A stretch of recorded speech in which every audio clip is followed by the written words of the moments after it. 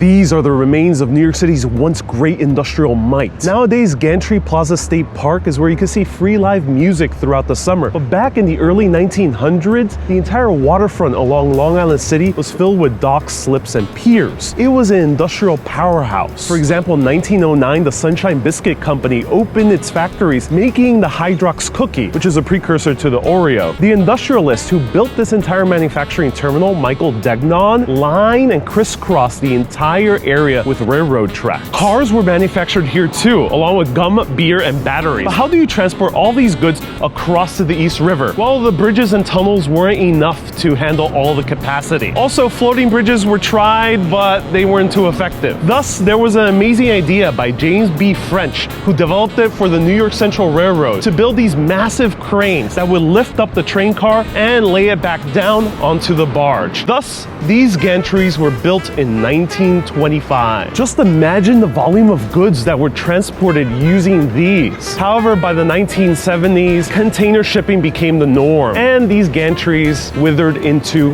ruin. All the way until 1998, when this was finally made into a park. And then in 2008, the concert series Live at the Gantries, run by the Kupferberg Center, started right here. And this summer, starting for July 8th for 6 Tuesdays in a row at 7 p.m., you too can watch free live music at this historic landmark. Stay curious, my friends.